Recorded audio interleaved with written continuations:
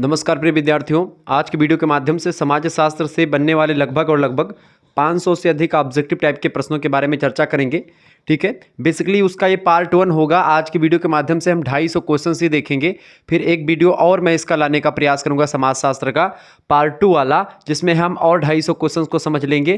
तो ये महामैराथन revision class 2025 की परीक्षाओं के लिए समाज शास्त्र जिन बच्चों का सब्जेक्ट है उनके लिए बहुत ही महत्वपूर्ण है।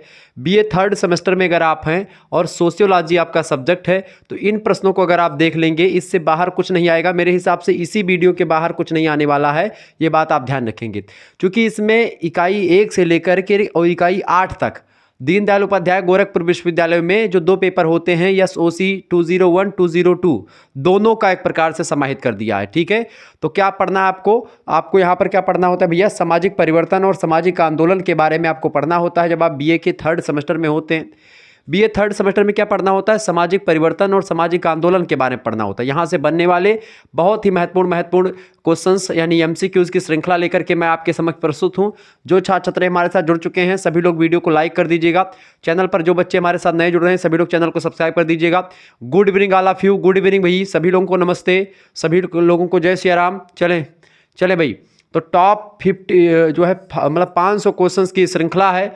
आपकी बार इसी में से क्वेश्चंस आएंगे, इससे बाहर कुछ नहीं आएगा। डॉक्टर भीमराव अंबेडकर आगरा विश्वविद्यालय का पेपर लगा हुआ है, दीनदयाल उपाध्याय गोरखपुर विश्वविद्यालय का लगा हुआ है, राम मनोहर लोहिया अवध विश्वविद्यालय और सिद्धार्थ यूनिवर्सिटी का जो माइनर पेपर होता है उसके लिए बहुत महत्वपूर्ण है। इसके अलावा जिसका भी माइनर ऑब्जेक्टिव होता है उसके लिए महत्वपूर्ण है। राजा महेंद्र प्रताप सिंह स्टेट यूनिवर्सिटी, मासा कुंभरी यूनिवर्सिटी, इन सभी के ऑब्जेक्टिव पेपर हो रहे हैं, उन सभी के लिए महत्वपूर्ण होगा ऐसे ये लेक्चर। ठीक है, इसके अलावा और भी चीज़ों के लिए, जैसे जो थ्योरी वाले जो है बच्चे हैं उनके लिए भी इंपॉर्टेंट होगा, क्योंकि यहाँ पर एक प्रकार से आपका कॉन्सेप्ट क्लियर होता रहेगा। तो ये महामैराथन रिवीजन क्लास में आप सभी का स्वागत है एक बार फिर से। शुक्ला स्टडी पॉइंट के द्वारा इससे पहले हिंदी की महामैराथन क्लास मैं दे चुका हूँ, हिस्ट्री की महामैराथन क्लास दे चुका हूँ। अब हाजिर हूँ भैया महामैराथन क्लास लेकर के, किसकी? सोशियोलॉजी की। ऐसे ही आपकी जियोग्राफी की कल रात में मैंने दी है, जियोग्राफी की आपने देखी होगी, जियोग्राफी की महामैराथन क्लास भी मैं दे चुका हूं। इसके अलावा जो जियोग्राफी के अलावा और भी महामैराथन क्लास और किसकी आपकी आएगी, जैसे कि जियोग्राफी पॉलिटिकल साइंस की आने वाली है 1-2 दिनों में। ठीक है, तो ऐसे ही सब सब्जेक्ट की आपको दे देंगे। अगला पहला प्रश्न आपके स्क्रीन पर आ चुका है, किसने अहमदाबाद टेक्सटाइल लेबर एसोसिएशन की स्थापना की? बताएं, फटाफट से आप बताने का प्रयास करेंगे। प्रश्न है, किसने अहमदाबाद टेक्सटाइल लेबर एसोसिएशन की स्थापना करी थी भैया? तो महात्मा गांधी ने करी थी। क्या करी थी महात्मा गांधी जी ने? अहमदाबाद में टेक्सटाइल लेबर एसोसिएशन की स्थापना करी थी। किसने? महात्मा गांधी। ऑप्शन नंबर इसका ए करेक्ट आंसर होगा। नेक्स्ट क्वेश्चन, नमक सत्याग्रह दंडी मार्च आंदोलन कब शुरू हुआ? दंडी मार्च जो आंदोलन था 1930 में शुरू हुआ था। ठीक है, और यही दंडी से यात्रा करके महात्मा गांधी और उनके कुछ समर्थक जो है चले थे, लेकिन पूरा कारवां पीछे चलता गया। और आप देखेंगे जा करके फिर वहाँ पर क्या बोलते हैं, समुद्र तट पर जा करके कानून तोड़ते हैं। ठीक है, नमक का कानून तोड़ते हैं, नमक बनाते हैं।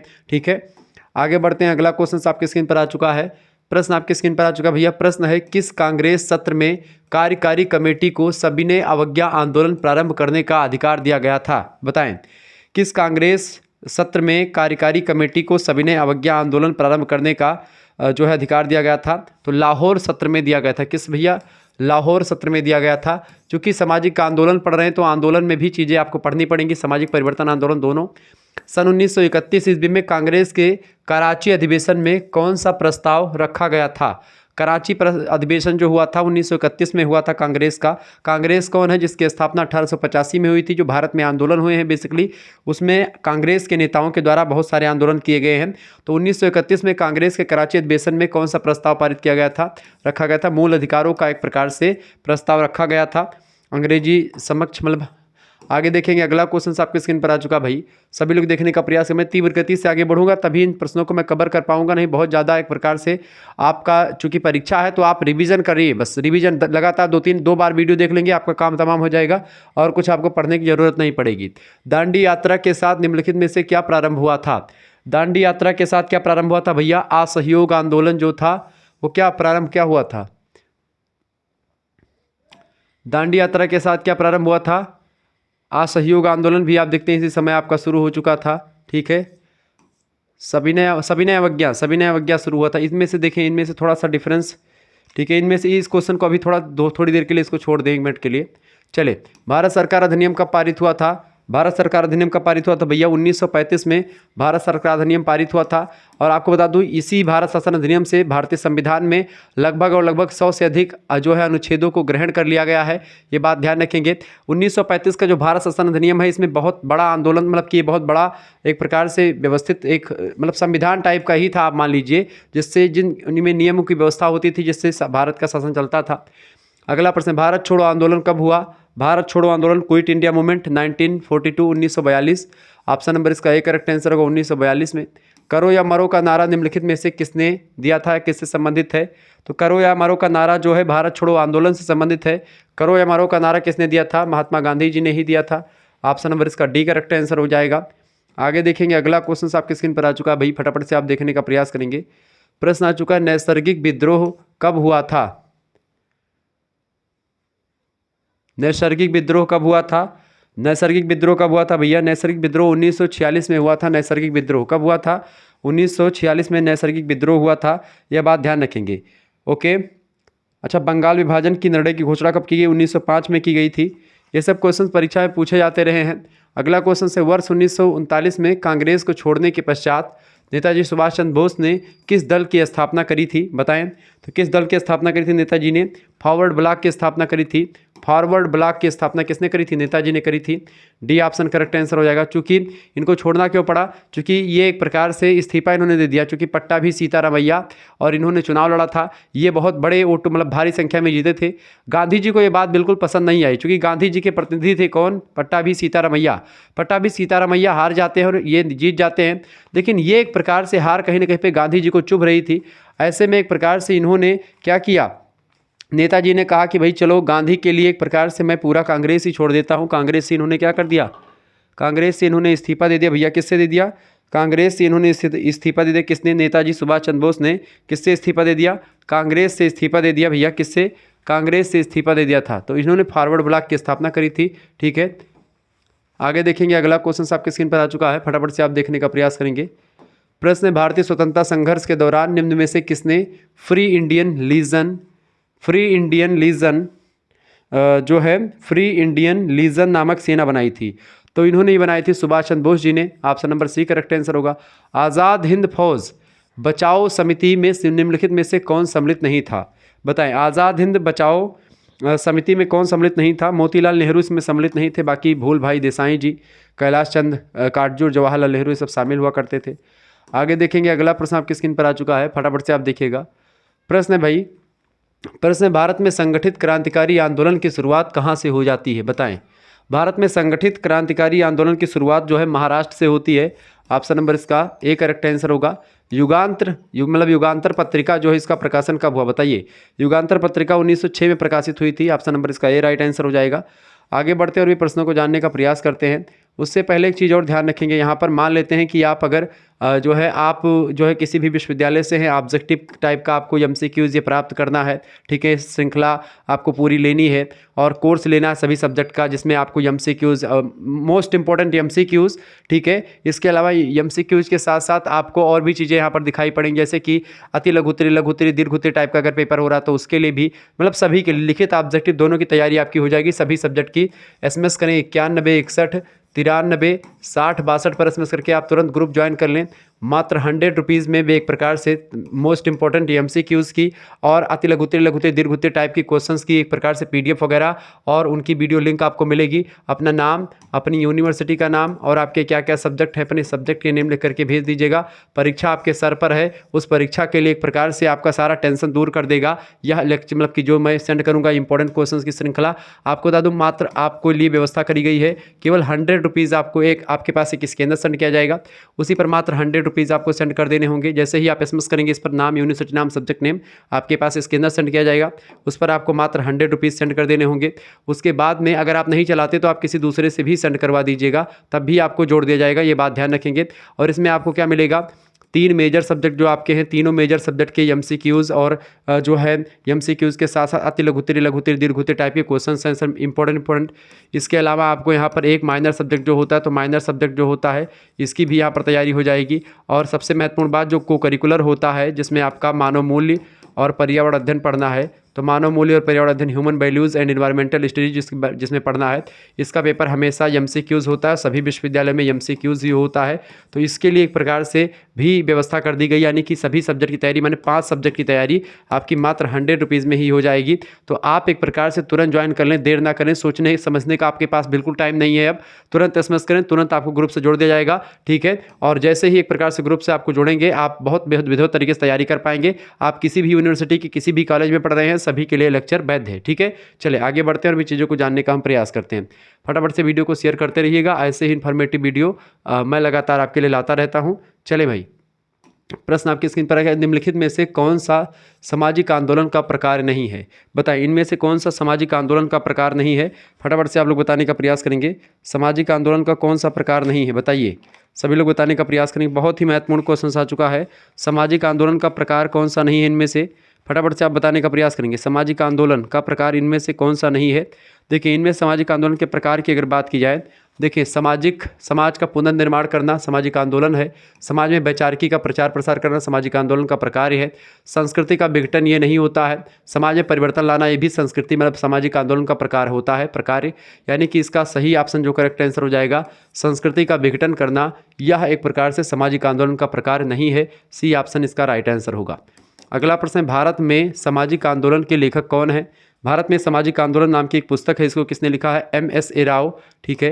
एम.एस.ए. राव ने इस पुस्तक को लिखा है, भारत में सामाजिक आंदोलन। ऑप्शन नंबर इसका ए करेक्ट आंसर हो जाएगा। आगे बढ़िएगा, अगला क्वेश्चन आपकी स्क्रीन पर आ चुका है, बहुत बढ़िया क्वेश्चन है भाई। प्रश्न, जीवन की एक नई व्यवस्था को स्थापित करने के उद्देश्य से किए जाने वाले सामूहिक प्रयास को ही सामाजिक आंदोलन कहा जाता है। यह परिभाषा सामाजिक आंदोलन की किसने दी? फटाफट से आप बताने का प्रयास करेंगे। जीवन की एक नई व्यवस्था को स्थापित करने के उद्देश्य से किए जाने वाले सामूहिक प्रयास को ही सामाजिक आंदोलन के नाम से जाना जाता है। इस परिभाषा को हर्बर्ट ब्लूमर ने कहा था। किसने कहा था? हर्बर्ट ब्लूमर नाम के समाजशास्त्री ने कहा।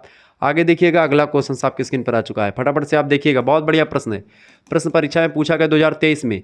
प्रश्न है, सामाजिक आंदोलन का संबंध उन प्रयत्नों से है जिनका उद्देश्य सामाजिक संबंधों, सामाजिक मूल्यों, सामाजिक मतलब कि और समाज के मानदंडों की वर्तमान व्यवस्था में आंशिक या पूर्ण परिवर्तन लाना होता है, यही सामाजिक आंदोलन होता है। ऐसा किसने कहा?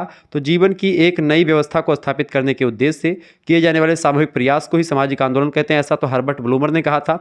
लेकिन सामाजिक आंदोलन का संबंध एक उन प्रयत्नों से होता है जिनका उद्देश्य सामाजिक संबंधों, मूल्यों और समाज के मानदंडों की वर्तमान व्यवस्था में आंशिक या पूर्ण परिवर्तन लाना होता है। यह बात एक प्रकार से एम.एस.ए. राव ने कही थी। ऑप्शन नंबर इसका ए करेक्ट आंसर होगा, ठीक है। नेक्स्ट क्वेश्चन, एंडरसन और पार्कर ने सामाजिक आंदोलन के कितने प्रकारों का उल्लेख किया है? तो एंडरसन और पार्कर ने 4 प्रकार के सामाजिक आंदोलन के बारे में बताया। कितने प्रकार के भैया? 4 प्रकार के सामाजिक आंदोलनों का उल्लेख किया है। ऑप्शन नंबर इसका ए करेक्ट आंसर हो जाएगा। आगे बढ़िएगा, अगला क्वेश्चन आ चुका है। हार्टन ने अपनी पुस्तक, हार्टन की पुस्तक कौन सी है? समाजशास्त्र, सोशियोलॉजी, समाजशास्त्र पुस्तक किसकी? हार्टन। समाजशास्त्र में सामाजिक आंदोलन को कितने प्रकारों में बांटा है? तो हार्टन ने अपनी पुस्तक समाजशास्त्र में जो है सामाजिक आंदोलन को 5 भागों में बांटा। कितने भागों में बांटा भैया? 5 भागों में इन्होंने बांटा है, ये बात ध्यान रखेंगे। अच्छा, एम.एस.ए. राव ने सामाजिक आंदोलन को कितने भागों में बांटा? एम.एस.ए. राव की अगर बात की तो उन्होंने 2 भागों में सामाजिक आंदोलनों को कितने भागों में बांटा? 2 भागों में बांटा। तो ये सब क्वेश्चन परीक्षा में आए हुए हैं, ध्यान रखिएगा इस बात को, ठीक है। चले भाई आगे बढ़िएगा, अगला प्रश्न आ चुका है। राधा स्वामी सत्संग के संस्थापक कौन थे? राधा स्वामी सत्संग के संस्थापक भैया बताएं। शिवदयाल साहब, बिल्कुल राइट आंसर आपका होगा, शिवदयाल साहब थे, ठीक है। किसके? राधा स्वामी सत्संग के संस्थापक, बी ऑप्शन करेक्ट आंसर होगा। अलीगढ़ में स्थित मोहम्मडन एंग्लो ओरिएंटल कॉलेज को किसने स्थापित किया था? बताएं। अलीगढ़ में स्थित मोहम्मडन एंग्लो ओरिएंटल कॉलेज की स्थापना सर सैयद अहमद खां के द्वारा की गई थी। किसके द्वारा बाबू? सर सैयद अहमद खां के द्वारा की गई थी। सर सैयद अहमद खां के द्वारा किसकी? अलीगढ़ में स्थित है मोहम्मडन एंग्लो ओरिएंटल कॉलेज, जो अलीगढ़ विश्वविद्यालय भी बाद में जाकर के बन जाता है।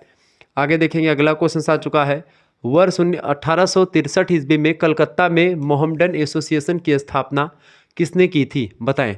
1863 ईस्वी में कलकत्ता में मोहम्मडन एसोसिएशन की स्थापना अब्दुल लतीफ़ जी ने की थी। किसने करी थी? अब्दुल लतीफ़ ने क्या करी थी? 1863 में कलकत्ता में मोहम्मडन एसोसिएशन की स्थापना किसने की थी? अब्दुल लतीफ़ ने की थी, ध्यान रखेंगे इस बात को। नेक्स्ट प्रश्न है, भारत में 19वीं सदी का पुनर्जागरण निम्न में से किस वर्ग तक सीमित था? बताएं। भारत में 19वीं शताब्दी का पुनर्जागरण निम्न में से किस वर्ग तक सीमित था? उच्च मध्य वर्ग तक सीमित था। ऑप्शन नंबर इसका बा करेक्ट आंसर हो जाएगा। आगे बढ़ते हैं और भी प्रश्नों को जानने का प्रयास करते हैं। एक बार सभी लोग वीडियो को शेयर कर दीजिएगा। चैनल पर अगर नए हैं तो सब्सक्राइब कर दीजिएगा, क्योंकि इसी प्रकार से इन्फॉर्मेटिव वीडियो मैं लगातार आपके लिए लाता रहता हूँ। और सभी दोस्तों से निवेदन है कि वीडियो को ज़्यादा से ज़्यादा मात्रा में शेयर करें, ताकि ऐसे ही और भी वीडियोज़ मैं आपके लिए लाता रहूँ। ठीक है, इसका सेकंड पार्ट जल्द ही आएगा। इसमें आज हम 250 क्वेश्चन देखेंगे और बाकी फिर 250 क्वेश्चन अगले पार्ट में हम लोग देखने का प्रयास करेंगे। ठीक है, तो घबराने की कोई बात नहीं है, जल्द ही वो भी आपका अगला पार्ट भी आ जाएगा। तो इस 500 क्वेश्चंस के बाहर आपका कहीं कोई भी विश्वविद्यालय हो, कैसा भी विश्वविद्यालय हो, कुछ भी नहीं आएगा। बाकी अति लघुत्तरीय का तो मैंने ऑलरेडी करवा रखा है, तो आप लोगों ने उसको भी देखा होगा। ठीक है, चले अगला क्वेश्चन आपके स्क्रीन पर आ चुका। समाज में प्रश्न क्या पूछा गया है आपसे? भारत में नवीन अभिजात वर्ग का उदय किस कारण से हुआ? भारत में नवीन अभिजात वर्ग का उदय जो है किस कारण से हुआ? संस्कृतिकरण की प्रक्रिया से, आधुनिकीकरण या पश्चिमीकरण या नगरीकरण? बताएं। तो भारत में जो नवीन अभिजात वर्ग का उदय हुआ है वो पश्चिमीकरण की प्रक्रिया की वजह से। पश्चिमीकरण मतलब कि पश्चिम के देशों को अपना रहे हैं, उनकी क्रियाओं को, उनके क्रियाकलाप को, वो कैसे पहनावा ओढ़ावा उनका है, उनका बोलचाल, उनका ढंग जीने का, जीवन शैली, उन्हीं को हम अपना रहे हैं। वही क्या है? वही आपका एक प्रकार से अभिजात वर्ग का उदय हो रहा है। ठीक है, संस्कृतिकरण क्या प्रक्रिया होती है? जब हम एक प्रकार से कोई छोटी जाति किसी बड़ी जाति की क्रियाकलाप, जीवन शैली, रहन सहन को अपनाती है, तब वह एक प्रकार से क्या हो जाती है? तब एक प्रकार से संस्कृतिकरण की प्रक्रिया कहलाती है। आधुनिकीकरण होता है कि मॉडर्न जो जमाना धीरे धीरे बदल रहा है वो। नगरीकरण मतलब कि गांव के इलाकों से नगरों में कन्वर्ट होना, एक प्रक्रिया, तो नगरीकरण होती है। अगला प्रश्न, किसने कहा कि पश्चिमीकरण के स्थान पर आधुनिकीकरण शब्द को प्रयोग किया है? किसने पश्चिमीकरण के स्थान पर आधुनिकीकरण शब्द का प्रयोग किया है? देखिए, पश्चिमीकरण और आधुनिकीकरण सीधा सीधा संबंध एक ही बात है, और इस बात को लर्नर महोदय स्वीकार करते हैं। बाकी आप देखेंगे संस्कृतिकरण की अवधारणा किसने दी है? एम एन श्रीनिवास संस्कृतिकरण की अवधारणा देने वाले बड़े विद्वान हैं। ठीक है, भारतीय समाजशास्त्री रहे हैं। आगे देखेंगे, अगला क्वेश्चन आपके स्क्रीन पर आ चुका। पश्चिमीकरण अनुपयुक्त एवं संकुचित अवधारणा है, यह मानना किसका है? बताएं। पश्चिमीकरण को लेकर के पश्चिमीकरण अनुपयुक्त और संकुचित अवधारणा है, यह किसने माना? लर्नर महोदय कहते हैं कि पश्चिमीकरण जो होता है यह अनुपयुक्त है और संकुचित अवधारणा है। केवल पश्चिम के देशों को, उनकी कलाओं को, उनके जीवन शैली को अपनाना ये कोई बहुत बड़ी बात नहीं, कोई मॉडर्नाइजेशन नहीं है। ठीक है, अगला प्रश्न, श्रीनिवास ने भारतीय समाज में परिवर्तन की प्रक्रिया का अध्ययन करते हुए किसका अध्ययन किया है? तो उन्होंने एक प्रकार से जो है श्रीनिवास ने, एम एन श्रीनिवास ने भारतीय समाज में परिवर्तन की प्रक्रिया का अध्ययन करते हुए प्रस्तुत किया है संस्कृतिकरण की अवधारणा और पश्चिमीकरण की अवधारणा। भारतीय समाज में दो अवधारणाएं काम करती हैं, समाज में परिवर्तित हो रहा है। एक तो हम पश्चिम के देशों को देख रहे हैं कि ब्रिटेन में, यूरोप में, इंग्लैंड में, फ्रांस में, जर्मनी में, इटली में, इन सभी में क्या हो रहा है ये हम देख रहे हैं। ठीक है, तो उसको हम अपना रहे हैं। और एक दूसरा तबका वो है जो एक प्रकार से जो उच्च वर्ग हैं, जैसे ब्राह्मण, क्षत्रिय या ब्राह्मण का, क्षत्रिय का, इन सभी के जो छोटे वर्ग के लोग हैं, शूद्र वर्ग का लोग है, शूद्र वर्ग के लोग संस्कृतिकरण की प्रक्रिया के द्वारा क्या करते हैं? प्रभु जाति में 3 जातियाँ आती हैं, ब्राह्मण, वैश्य और क्षत्रिय, ये 3 जो हैं एक प्रकार से वर्ण, ये जो है प्रभु जाति में है। इन्हीं प्रभु जाति के क्रियाकलाप, रहन सहन, पहनावा ओढ़ावा को जब शूद्र जाति के लोग क्या करते हैं? अपनाने लगते हैं, और धीरे धीरे करके वैसे वैसे कहने लगते हैं। और 1-2 साल, 4 साल, 10 साल, 15 साल, 20 साल, ऐसे एक प्रकार से या 100 साल के बाद में क्या होता है? उनके ऐसे पहनावा करते करते वो वही बन जाते हैं और उनकी जाति भी कन्वर्ट हो जाती है। यह एक प्रकार से संस्कृतिकरण की अवधारणा होती है, ऐसा एम एन श्रीनिवास कहते हैं। तो इसका करेक्ट आंसर क्या लगेगा? दोनों। ठीक है, सी ऑप्शन। आगे देखेंगे, अगला क्वेश्चन आपके स्क्रीन पर आ चुका भाई, फटाफट से आप देखने का प्रयास करेंगे। प्रश्न है, संस्कृतिकरण के प्रकार हैं। संस्कृतिकरण के प्रकार में क्या शामिल है भैया? देखिए, संस्कृतिकरण के प्रकार की अगर बात की जाए तो फटाफट से आप बताएंगे। संस्कृतिकरण के प्रकार की अगर बात की जाए तो संस्कृतिकरण के प्रकार में अनुकूलन होता है, बिल्कुल अनुकूलन करते हैं एक दूसरे को देख करके। अनुकूलन माने होता है देख करके नकल करना, मनोवैज्ञानिक तनाव को दूर करना और परिस्थिति संबंधी आवश्यकताओं की संतुष्टि के लिए भी लोग संस्कृतिकरण की प्रक्रिया अपनाते हैं। तो संस्कृतिकरण के सभी प्रकार हैं, ऑप्शन नंबर डी लगा देंगे उपरोक्त, तो सभी प्रकार संस्कृतिकरण के ही हैं। ठीक है, आगे देखिएगा, अगला क्वेश्चन आ चुका है बाबू। प्रश्न क्या है सभी लोग देखेंगे। प्रश्न आ चुका है कि वह कौन सी प्रक्रिया है जिसके द्वारा जातीय पदानुक्रम मतलब कि पद अनुक्रमानुसार, ठीक है, पद क्रमानुसार व्यवस्था में परंपरागत रूप से निम्न पद प्राप्त जाति उच्च पद प्राप्त करने का प्रयास करती है तो वह प्रक्रिया संस्कृतिकरण की प्रक्रिया कहलाती है। ऑप्शन नंबर इसका बी करेक्ट आंसर होगा। एम.एन. श्रीनिवास ने यही बात कही है। तो वह प्रक्रिया जिसके द्वारा जातीय पदानुक्रम मतलब पद क्रमानुसार व्यवस्था में परंपरागत रूप से जो निम्न पद प्राप्त जातियां हैं, जो छोटी जातियां हैं, वो उच्च पद प्राप्त जिन जातियों का है उनके जैसा पहनावा ओढ़ावा वेशभूषा सब कुछ उन्हीं के जैसा कर लेते हैं और वो वैसा ही बनने का एक प्रकार से पूरा प्रयास करते हैं।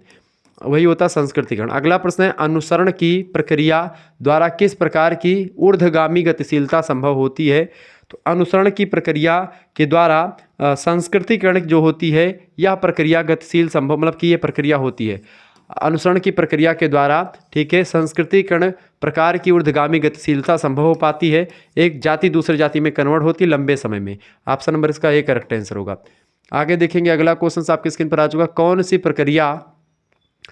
सी प्रक्रिया भारत में संरचना के परिवर्तन को प्रदर्शित करती है? बताएं, भारत में संरचना के परिवर्तन को कौन सी प्रक्रिया दिखाती है? तो संरचना के परिवर्तन की बात कौन करती है भारत में भैया? आधुनिकीकरण प्रक्रिया जो होती है वो संरचना के परिवर्तन को दिखाती है।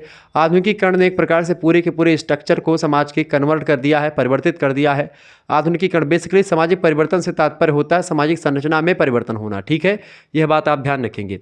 आगे बढ़िएगा। अगला प्रश्न, जिस प्रक्रिया के आधार पर किसी समुदाय में जाति गतिशीलता की माप की जा सकती है उसका क्या नाम है? बताएं, जिस प्रक्रिया के द्वारा किसी समुदाय में जाति गतिशीलता की माप की जा सकती है उस प्रक्रिया को हम संस्कृतिकरण कहते हैं। क्या बोलते हैं? संस्कृतिकरण बोलते हैं।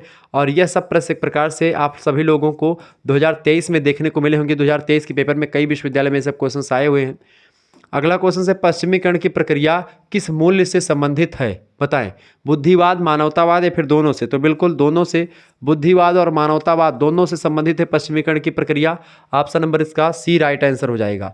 आगे बढ़िएगा भैया। अगला क्वेश्चन आपकी स्क्रीन पर आ चुका है। सभी दोस्तों से निवेदन है कि वीडियो को शेयर करते रहिएगा क्योंकि एक प्रकार से आप सभी लोगों की ही मदद से हम लोग आगे बढ़ें। अच्छा, सोशल मॉडर्नाइजेशन इन मतलब कि social change in modern India पुस्तक के लेखक कौन है? एम.एन. श्रीनिवास हैं।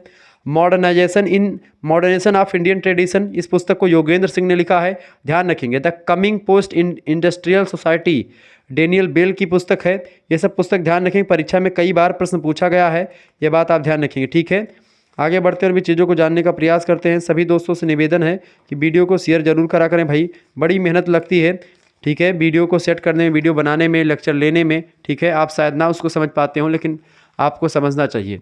प्रश्न है, किसका सामाजिक परिवर्तन का सिद्धांत चुनौती और प्रतिक्रिया के सिद्धांत पर आधारित है? चुनौती एवं प्रतिक्रिया के सिद्धांत पर आधारित है। बताएं, स्पेंगलर, टायनबी, मार्क्स या पीटरिम सोरोकिन? तो किसका सामाजिक परिवर्तन का सिद्धांत चुनौती एवं प्रतिक्रिया के सिद्धांत पर आधारित है? तो टायनबी का सिद्धांत जो है वह एक प्रकार से चुनौती एवं प्रतिक्रिया के सिद्धांत पर आधारित है। सामाजिक परिवर्तन का सिद्धांत दिया था टायनबी ने। ऑप्शन नंबर इसका सी करेक्ट आंसर होगा। आगे देखेंगे अगला क्वेश्चन, निम्नलिखित में से किस प्रकार के समाज में सामाजिक परिवर्तन की दर तीव्रतर होती है? बताएं, किस प्रकार के समाज में सामाजिक परिवर्तन की दर तीव्रतर होती है? फटाफट से आप बताने का प्रयास करेंगे। नगरीय समाज में जो होता है वो परिवर्तन तेज होता है। गांव समाज में क्या होता है? गांव में रूढ़ियाँ, परंपराएं, रीति रिवाज होते हैं, वो अपने आप को जल्दी कन्वर्ट नहीं होने देना चाहते। ठीक है, यह बात आप ध्यान रखेंगे। तो इसका करेक्ट आंसर क्या होगा? C option. ठीक है, समाज में सामाजिक परिवर्तन की दर तीव्रतर होती कहाँ पर? नगरीय समाजों में। आगे देखेंगे अगला क्वेश्चन, विल्फ्रेडो पेरेटो का अभिजात वर्ग का परिभ्रमण सिद्धांत एक उदाहरण है किसका? विल्फ्रेडो पेरेटो एक बड़े समाजशास्त्री हैं, अच्छे समाजशास्त्री हैं। इनका जो सिद्धांत है परिभ्रमण का सिद्धांत, ये परिवर्तन के चक्रीय सिद्धांत का क्या है? परिवर्तन के चक्रीय सिद्धांत का एक उदाहरण है। ऑप्शन नंबर इसका करेक्ट आंसर क्या हो जाएगा भैया? बी ऑप्शन राइट आंसर होगा।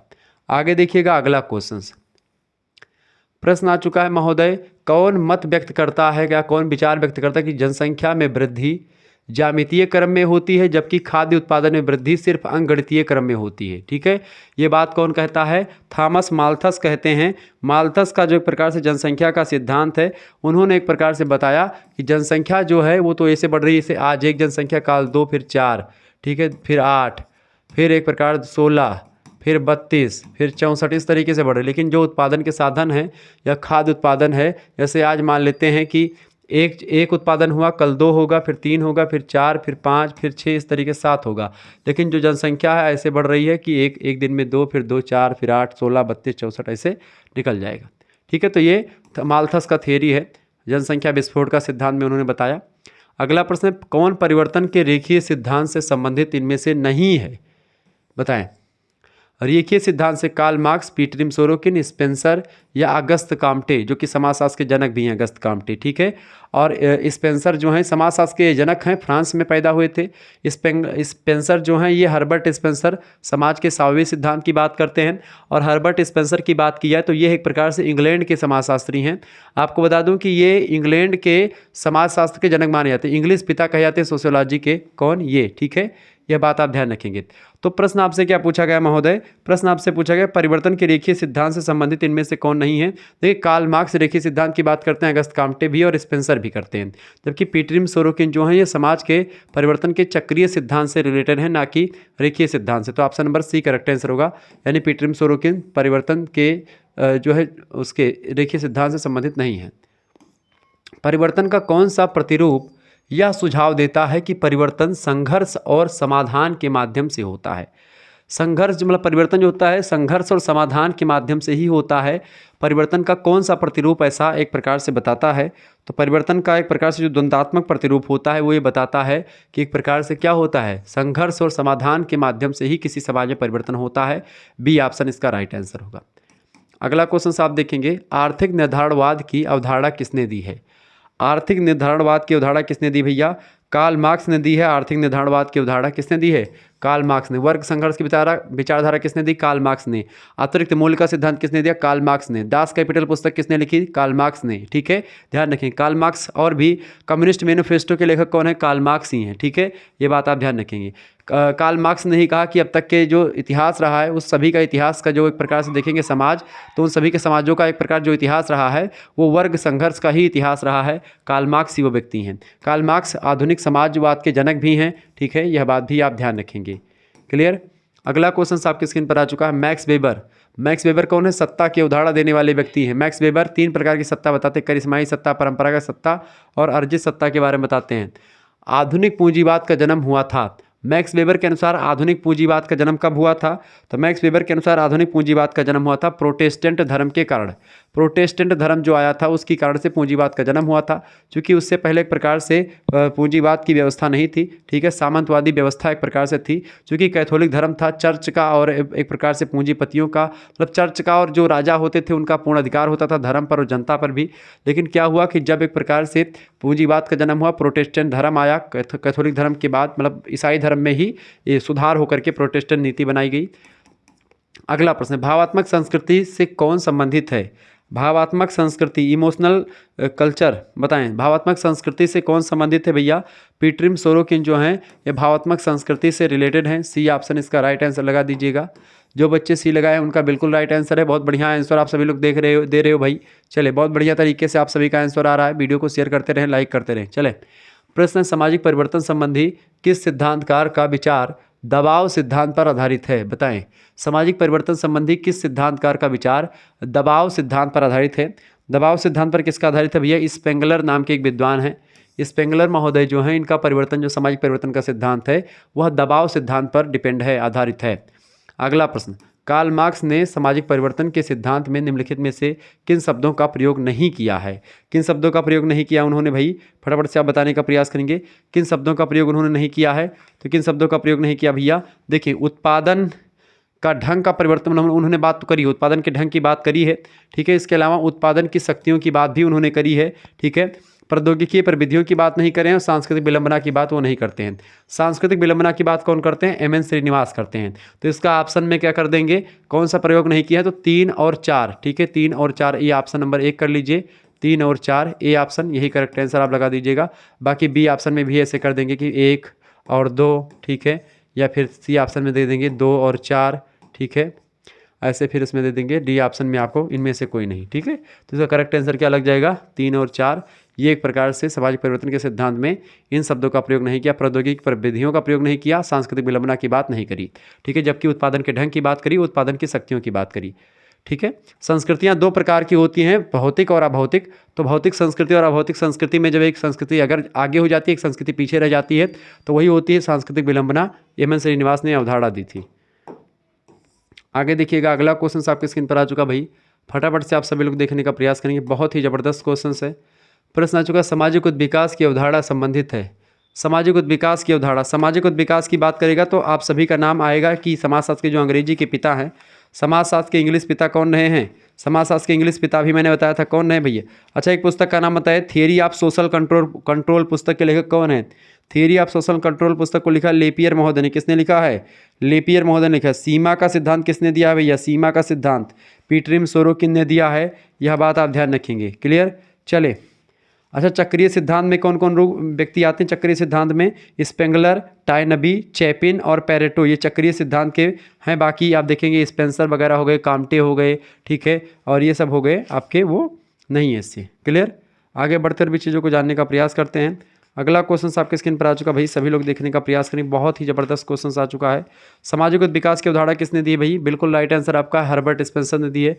केवल उद्विकास की बात करता तो चार्ल्स डार्विन लग जाता, ठीक है। चार्ल्स डार्विन से ही प्रभावित थे हर्बर्ट स्पेंसर, ये बात ध्यान रखेंगे। अगला क्वेश्चन से, सिगमंड फ्रायड के अनुसार id, ego and super ego तीन अवस्थाओं का प्रतिनिधित्व करते हैं।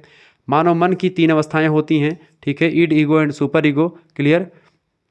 इदम, अहम और परहम इसको हिंदी में कहते हैं। सिगमंड फ्रायड वह व्यक्ति हैं जिन्होंने एक प्रकार से जो है मनोविश्लेषणवाद का सिद्धांत दिया। किसका सिद्धांत इनका है? मनोविश्लेषणवाद। मनोविश्लेषणवाद का सिद्धांत किसने दिया भैया? सिगमंड फ्रायड नाम के विद्वान हैं, इन्होंने दिया है। इनका प्रभाव हिंदी साहित्य में आप देखते हैं अज्ञे पर, जनेंद्र कुमार पर खूब पड़ा।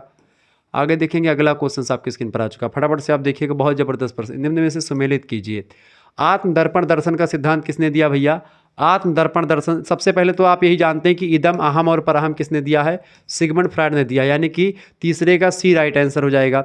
अब तीसरे का सी किस में दिख रहा है? तीसरे का सी इसी में दिख रहा है, बाकी किसी में नहीं दिख रहा है, तो ऑप्शन नंबर आपका सी ही करेक्ट आंसर हो जाएगा, एकदम से कन्फर्म। ऐसे क्वेश्चंस को करने में आपको तनिक भी संकोच नहीं करना चाहिए। एक आध भी चीज़ आपको पता है तो आपका पूरा आंसर हो जाता है और एकदम करेक्ट हो जाता है। देखें, आपको पता है कि भाई इदम, अहम और परहम का सिद्धांत सिगमंड फ्रायड ने दिया है, तो इसका ये हो जाएगा बिल्कुल। और आत्मदर्पण दर्शन सिद्धांत किसने दिया है? आत्मदर्पण दर्शन सिद्धांत भी किसने दिया है? चार्ल्स कूले महोदय ने ही दिया है, ठीक है। मैं और मुझे सिद्धांत की अवधारणा किसने दी है? मैं मुझे किसने दिया भैया? मीड ने दी है, मैं और मुझे, ठीक है। अनुकरण का सिद्धांत टार्ड ने दिया है। तो ये सब बिल्कुल एक प्रकार से क्या है, सही मतलब सुमेलित हैं, यानी पहले का ए, दूसरे का बी, तीसरे का सी और चौथे का डी, इसका राइट आंसर हो जाएगा, ठीक है। सी ऑप्शन इसका राइट आंसर हो जाएगा। आगे देखिएगा, अगला क्वेश्चन आपकी स्क्रीन पर आ चुका है, फटाफट से आप देखेंगे। निम्नलिखित में से किसकी सहायता से जैव प्राणी सामाजिक प्राणी में परिवर्तित होता है? तो एक जैविक प्राणी, देखिए मनुष्य जब पैदा होता है तो एक जैविक प्राणी होता है, ठीक है, एक मांस का टुकड़ा होता है, एक जानवर की भांति होता है, ठीक है। लेकिन जब वह एक प्रकार समाज में रहता है, समाज में कुछ सीखता है, उठता बैठता है, तब वह एक प्रकार से एक सामाजिक प्राणी बनता है। तो सामाजिक प्राणी बनने में एक प्रकार से उसको क्या मिलता है? क्या किस प्रक्रिया के द्वारा? समाजीकरण की प्रक्रिया के द्वारा, सोशलाइजेशन। समाज के संपर्क में आता है, परिवार के संपर्क में आता है, उनसे सीखता है, जानता है, परखता है, ठीक है।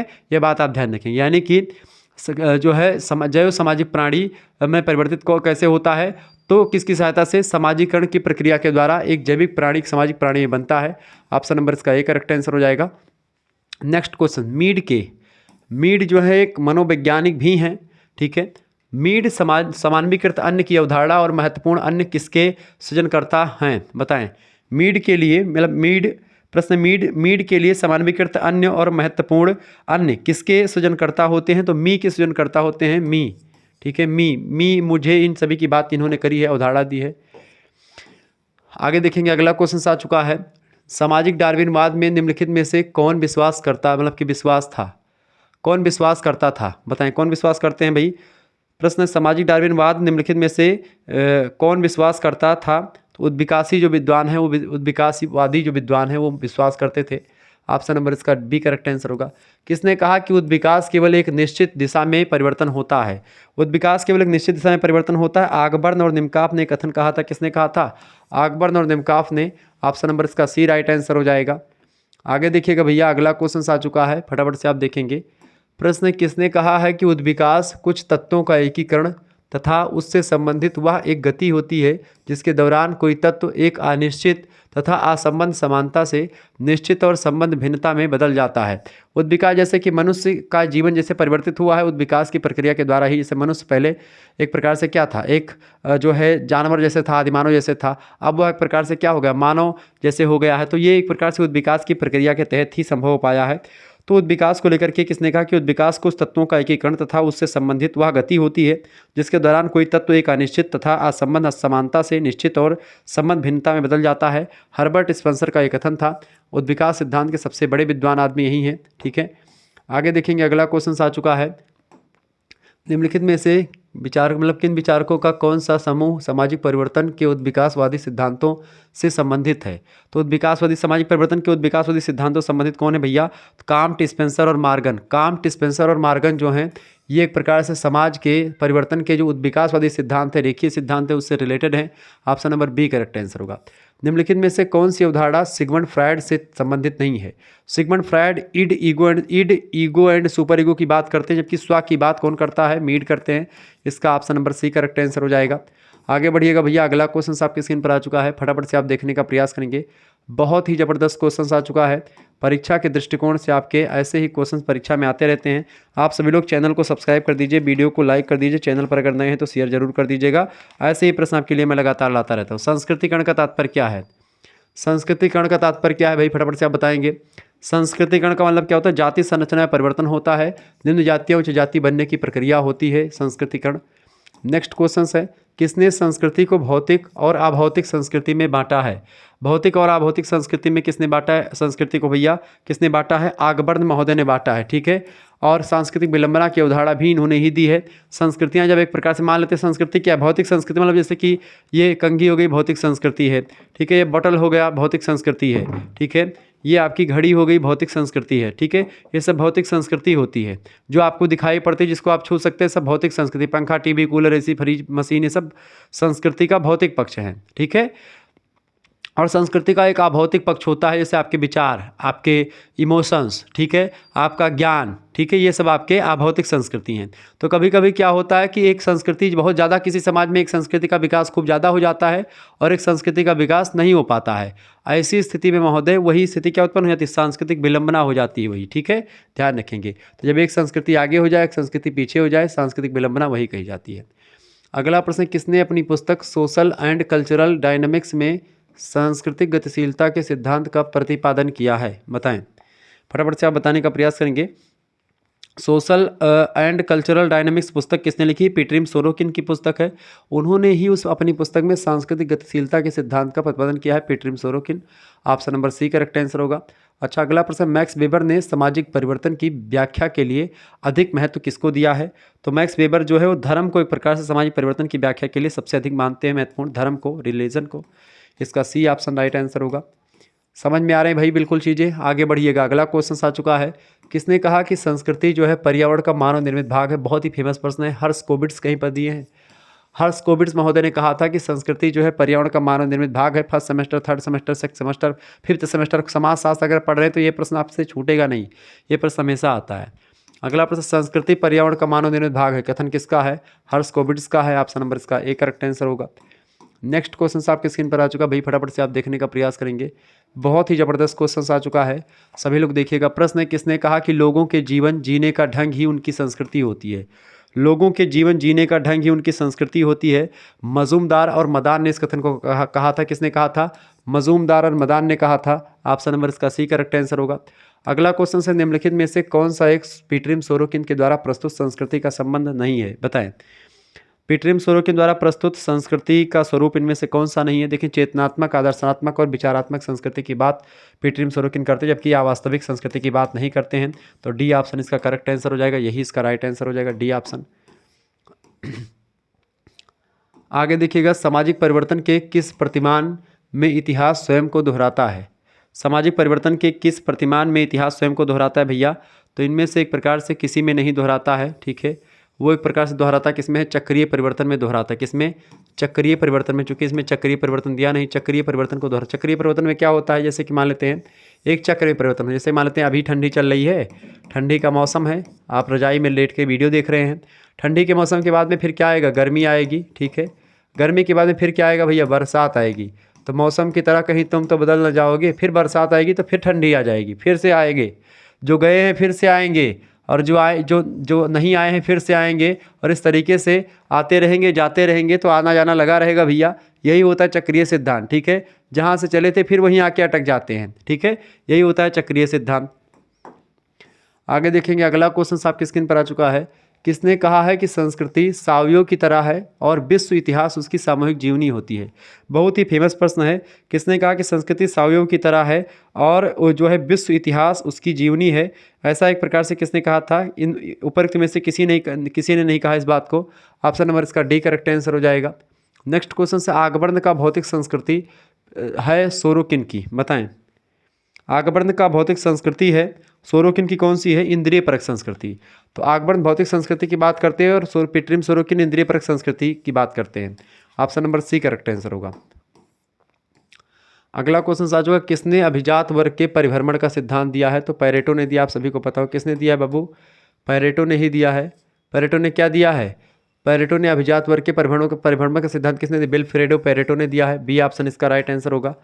आगे बढ़िएगा, अगला क्वेश्चन आपकी स्क्रीन पर आ चुका है। फटाफट से आप सभी लोग देखिएगा, बहुत ही ज़बरदस्त क्वेश्चन है। ऐसे ही क्वेश्चंस लगातार आपके एग्जाम में आते रहते हैं। तो ये रिवीजन क्लास आपको कैसा लग रहा है, आप सभी लोग कमेंट करके ज़रूर बताएं। प्रश्न आपकी स्क्रीन पर आ चुका है महोदय। प्रश्न आपकी स्क्रीन पर, परिवर्तन जो मुख्यतया आर्थिक वृद्धि से ही संबंधित होता है वह परिवर्तन कहलाता है? नगरीकरण, विकास, प्रगति या आधुनिकीकरण? तो परिवर्तन जो मुख्यतः आर्थिक वृद्धि से संबंधित होता है उसी को क्या बोलते हैं? आर्थिक मतलब आधुनिकीकरण बोलते हैं। ऑप्शन नंबर इसका सी करेक्ट आंसर होगा। प्रश्न है, हम विकास के बिना उन्नति कर सकते हैं? यह शब्द है, हम विकास के बिना भी उन्नति कर सकते हैं। एस जिंजर महोदय ने इस कथन को कहा था। एस जिंजर ने क्या कहा था? कि हम विकास के बिना, डेवलपमेंट के बिना भी प्रोग्रेस या उन्नति कर सकते हैं। अगला क्वेश्चन आ चुका है। किसने लिखा कि सामाजिक परिवर्तन का अभिप्राय सामाजिक संबंधों में परिवर्तन से होता है? तो सामाजिक परिवर्तन का मतलब होता है जब सामाजिक संबंध में परिवर्तन होता है। तो चूंकि सामाजिक संबंधों का जाल है समाज, किसने कहा था? मैकाइवर पेज ने कहा था। तो मैकाइवर पेज ही वह व्यक्ति होंगे जो कहेंगे कि क्या सामाजिक परिवर्तन का अभिप्राय होता है सामाजिक संबंधों में परिवर्तन होना। ऑप्शन नंबर इसका बी करेक्ट आंसर हो जाएगा। जिन बच्चों ने बी लगाया उनका राइट आंसर है। सामाजिक परिवर्तन को स्पष्ट करने के लिए किसने सीमा का सिद्धांत दिया? सीमा का सिद्धांत किसने दिया, बताएं।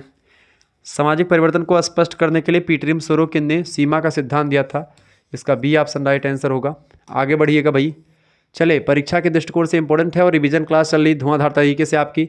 फटाफट से वीडियो को शेयर करने का प्रयास करेंगे। किसने अपने मानव विकास के सिद्धांत में धार्मिक, तात्विक और प्रत्यक्ष स्तरों की बात कही है? बताएं, फटाफट से आप बताएंगे। मानव विकास के सिद्धांत में धार्मिक, तात्विक और प्रत्यक्ष स्तरों की बात कौन करता है? फटाफट से आप बताएंगे। इनमें से किसी ने नहीं की है। ऑप्शन नंबर इसका डी करेक्ट आंसर हो जाएगा। नेक्स्ट क्वेश्चन से, निम्नलिखित में से कौन परिवर्तन के चक्रीय सिद्धांत का प्रस्तावक है? इनमें से चक्रीय सिद्धांत के प्रस्तावक जो हैं वो हर्बर्ट मतलब कि वो कौन है? स्पेंगलर महोदय हैं। ओ स्पेंगलर, ठीक है, ध्यान रखेंगे। आगे देखिएगा, अगला क्वेश्चन आ चुका है। सामाजिक परिवर्तन का अभिप्राय मतलब सामाजिक परिवर्तन का मतलब क्या होता है? सामाजिक परिवर्तन का सीधा सीधा मतलब होता है सामाजिक संरचना में परिवर्तन, सामाजिक संबंधों में परिवर्तन और सामाजिक प्रकार में परिवर्तन। इन तीनों में परिवर्तन को ही सामाजिक परिवर्तन कहा जाता है। डी ऑप्शन राइट आंसर होगा। कई बार प्रश्न परीक्षा में आया हुआ है, ध्यान रखिएगा। चलें, अगला क्वेश्चन आ चुका है भैया। निम्नलिखित में से कौन सा एक कथन गलत है? इनमें से बताएं कौन सा कथन गलत है। देखिए, प्रकृति मतलब परिवर्तन प्रकृति का नियम है, बिल्कुल सही बात है। प्रत्येक परिवर्तन प्रगति होता है क्या? नहीं, ऐसी बात बिल्कुल नहीं। प्रगति एक ऐच्छिक परिवर्तन होता है, बिल्कुल। ऐच्छिक परिवर्तन एक नैतिक अवधारणा भी होती है, बिल्कुल ठीक है। यानी कि इसका करेक्ट आंसर क्या हो जाएगा? बी ऑप्शन, प्रत्येक परिवर्तन प्रगति है। ऐसा नहीं हो सकता, ये थोड़ी गलत बात है, ठीक है। बाकी सारी बातें सही हैं। आगे देखेंगे, अगला क्वेश्चन आ चुका है। निम्नलिखित में से किसने सामाजिक परिवर्तन में विचारों की भूमिका को महत्व दिया है? बताएं, किसने सामाजिक परिवर्तन में विचारों की महत्व को विचारों की भूमिका को महत्व दिया है? तो कार्ल मार्क्स ने दिया है ऐसा। ऑप्शन नंबर इसका ए करेक्ट आंसर होगा। कौन मानता है कि जनसंख्या में वृद्धि ज्यामितीय अनुपात में होती है जबकि खाद्यान्न उत्पन्न में गणितीय अनुपात में वृद्धि होती है? ऐसा माल्थस कहते हैं। ऑप्शन नंबर इसका ए करेक्ट आंसर हो जाएगा। नेक्स्ट क्वेश्चन आपकी स्क्रीन पर आ चुका है। निम्नलिखित में से कौन सामाजिक परिवर्तनों का जनसंख्यात्मक कारक है? बताएं, सामाजिक परिवर्तनों का जनसंख्यात्मक कारक कौन सा है? उत्प्रवास और आप्रवास। उत्प्रवास क्या होता है और आप्रवास क्या होता है, दोनों समझ लें। उत्प्रवास माने होता है कि जब हमारे यहाँ से लोग जाकर के कहीं दूसरे जगह पर बसे, यानी कि यहाँ से लोग जाएं अलग, तो संस्कृति का फैलाव होगा, समाज में परिवर्तन होगा। अगर क्या होता है फिर आप्रवास, यानी कहीं बाहर से लोग आकर के हमारे समाज में रहने लगे तो उसको आप्रवास बोलते हैं। आप्रवास माने आना, उत्प्रवास माने जाना। तो आने जाने की जो प्रक्रिया है यही होती है भैया उत्प्रवास और आप्रवास। यह भी एक प्रकार से सामाजिक परिवर्तन के लिए जरूरी होती है। सामाजिक परिवर्तन के जनसंख्यात्मक कारकों में उत्प्रवास और आप्रवास मुख्य रूप से शामिल होते हैं। ठीक है, यह बात आप ध्यान रखेंगे। वीडियो को शेयर करते रहिएगा और लाइक करते रहिएगा। ऐसे ही इन्फॉर्मेटिव वीडियो मैं लगातार आपके लिए लाता रहता हूँ। ठीक है, चले भाई, सभी दोस्तों से निवेदन है कि वीडियो को शेयर कर दीजिएगा और ऐसे ही लगातार आप सभी लोग हमारे साथ जुड़े रहें। ठीक है, जितने भी बच्चे ने लाइक नहीं किया है वीडियो को प्लीज़ लाइक कर दीजिएगा और श्रृंखला ऐसी ही लगातार चलती रहेगी। तो बिल्कुल घबराने की आपको ज़रूरत नहीं है। शुक्ला स्टडी पॉइंट आपके लिए एक प्रकार से क्वेश्चंस की एक प्रकार से श्रृंखला ले आया है जो कि आपकी परीक्षा के लिए बहुत ही बेहतरीन है। ऐसे ही क्वेश्चंस आपके लिए लगातार आते रहेंगे। चले, प्रश्न आपकी स्क्रीन पर अगला आ चुका है। सभी दोस्त वीडियो को शेयर करके वीडियो को लाइक कर दीजिएगा। अगला क्वेश्चन आपकी स्क्रीन पर आ चुका भाई, सभी लोग देखने का प्रयास करेंगे। प्रश्न आ चुका भाई, सभी लोग देखने का प्रयास करेंगे। प्रश्न क्या आ चुका है? Life divine. प्रश्न है भैया, लाइफ डिवाइन किसकी रचना है? फटाफट से आप बताइएगा। लाइफ डिवाइन पुस्तक के लेखक, लाइफ डिवाइन जो है पुस्तक के लेखक कौन है? बिल्कुल राइट आंसर है आपका। लाइफ डिवाइन पुस्तक अरविंद घोष की पुस्तक है, श्री अरविंदो या अरविंद घोष, ऑप्शन नंबर इसका ये करेक्ट आंसर होगा। प्रथम भारतीय राष्ट्रीय ध्वज किसने फहराया था? प्रथम राष्ट्रीय ध्वज किसने फहराया था भैया? प्रथम भारतीय राष्ट्रीय ध्वज मैडम भीका जी भामा ने फहराया था, option number A correct answer होगा। The grand old man of India किसको कहा जाता है? दादा भाई नौरोजी को कहा जाता है, ऑप्शन नंबर इसका ए करेक्ट आंसर हो जाएगा। ध्यान रखेंगे दादा भाई नौरोजी। आगे बढ़िएगा, अगला क्वेश्चन आ चुका है। प्रश्न आ चुका है, निम्नलिखित में से यह किसने कहा कि सामाजिक परिवर्तन से हम केवल उन्हीं परिवर्तनों को समझते हैं जो सामाजिक संगठन अर्थात समाज के ढांचे एवं प्रकारों में घटित होते हैं? फटाफट से आप बताने का प्रयास करेंगे। सामाजिक परिवर्तन से हम केवल उन्हीं परिवर्तनों को समझते हैं जो सामाजिक संगठन अर्थात समाज के ढांचे में या एवं प्रकारों में घटित होते हैं, ऐसा किंग्सले डेविस का कहना है। ऑप्शन नंबर इसका सी करेक्ट आंसर होगा। जिन बच्चों ने सी लगाया उनका राइट आंसर हो जाएगा। आगे देखेंगे, अगला क्वेश्चन आ चुका महोदय। प्रश्न, सांस्कृतिक प्रवाह की अवधारणा का सर्वप्रथम प्रयोग किसने किया? सांस्कृतिक प्रवाह की अवधारणा का सर्वप्रथम जो प्रवाह किया है या प्रयोग किया है, सांस्कृतिक प्रवाह की बात कौन करते हैं? मजूमदार नाम के विद्वान है, समाजशास्त्री। इन्होंने किया है क्या किया? सांस्कृतिक प्रवाह की बात किसने करी है? मजूमदार ने करी है। Social movement India, social movement in India पुस्तक के लेखक कौन है? एम.एस.ए. राव। ठीक है, एम.एस.ए. राव ने एक प्रकार से सोशल मूवमेंट इंडिया पुस्तक लिखी है। नेक्स्ट क्वेश्चन आपकी स्क्रीन पर आ चुका है। The causes of Indian revolt पुस्तक के लेखक, the causes of Indian revolt sir Syed Ahmad Khan की पुस्तक है, ऑप्शन नंबर इसका बी करेक्ट आंसर हो जाएगा। नेक्स्ट क्वेश्चन है, थियरी ऑफ कलेक्टिव बिहेवियर पुस्तक के लेखक, थियरी ऑफ कलेक्टिव बिहेवियर 2023 में सारे क्वेश्चन पूछे गए हैं। थियरी ऑफ कलेक्टिव बिहेवियर पुस्तक लिखी है नील स्मेल्सर ने, ऑप्शन नंबर इसका बी करेक्ट आंसर होगा। जिन बच्चों ने बी लगाया उनका राइट आंसर है। चले आगे देखिएगा, अगला प्रश्न आपकी स्क्रीन पर आ चुका, फटाफट से आप देखने का प्रयास करेंगे। प्रश्न है, एम.एस.ए. राव ने सामाजिक आंदोलन के संरचनात्मक सिद्धांतों में से किसे अधिक उपयुक्त माना है? तुलनात्मक अवबोध के सिद्धांत को, या संरचनात्मक तनाव सिद्धांत, या पुनर्जीवन का सिद्धांत, या परिस्थिति और भूमिका का सिद्धांत? तो एम.एस.ए. राव की अगर बात की जाए, एम.एस.ए. राव ने सामाजिक आंदोलन के संरचनात्मक सिद्धांतों को एक प्रकार से तुलनात्मक अवबोध का सिद्धांत जो है इससे उपयुक्त माना है। मतलब कि तुलनात्मक अवबोध का सिद्धांत जो है एक प्रकार से इनके संरचनात्मक सिद्धांतों में से इन्होंने तुलनात्मक अवबोध के सिद्धांत को उपयुक्त माना है। आगे बढ़िएगा, अगला प्रश्न, सामाजिक आंदोलन की मार्क्सवादी व्याख्या आंदोलन से किस प्रकार संबंधित है? बताएं, सामाजिक आंदोलन की मार्क्सवादी व्याख्या आंदोलन के किस प्रकार से संबंधित है? तो आर्थिक आंदोलन से संबंधित है। ठीक है, आर्थिक आंदोलन, ऑप्शन नंबर इसका डी करेक्ट आंसर हो जाएगा। D option is right answer. ठीक है, ये बात आप ध्यान रखेंगे। और जो बच्चे एक प्रकार से कोर्स से जुड़ना चाहते हैं और आप चाहते हैं कि एक प्रकार से आपको जो है कंटेंट मिले, एमसीक्यूज़ का कंटेंट मिल जाए, एमसीक्यूज़ जो ये क्वेश्चन वीडियो में आप देख रहे हैं ये सब आपको मिल जाए पीडीएफ में, और आप फिर एक प्रकार से वीडियो देख के इनके आंसर पता लगाएं या फिर इनके प्रैक्टिस करना चाहते हैं, तो मैं आंसर नहीं दूंगा, लेकिन पीडीएफ की व्यवस्था आपके लिए सभी के लिए कर दी गई, सभी सब्जेक्ट की पीडीएफ की व्यवस्था कर दी गई है। तो जिन बच्चों को पीडीएफ में ज्वाइन होना है, पीडीएफ लेना है, एमसीक्यूज़ की ही नहीं बल्कि अति लघुत्तरीय दीर्घोत्तरीय प्रश्नों की भी सभी सब्जेक्ट की, आप एसएमएस करें 91 61 93 60 62 पर और तुरंत ज्वाइन हो जाए हमारे व्हाट्सएप ग्रुप से। और यहाँ पर एक प्रकार से अपना नाम आपको सेंड करना है, अपनी यूनिवर्सिटी का नाम और आपके क्या क्या सब्जेक्ट हैं, अपने सब्जेक्ट नेम लिख करके भी भेज दीजिएगा। आपको व्हाट्सएप ग्रुप से जोड़ दिया जाएगा। वहाँ पर एक प्रकार से आपके पास एक स्कैनर सेंड किया जाएगा, उसी पर मात्र 100 रुपीज़ आपको पे करने होंगे। 100 रुपये में ही एक प्रकार से आपके लिए सारी व्यवस्था कर दी कि मात्र 100 रुपये फीस में आपको 3 मेजर सब्जेक्ट, 1 माइनर सब्जेक्ट और एक को करिकुलर सब्जेक्ट की तैयारी करवा दी जाएगी।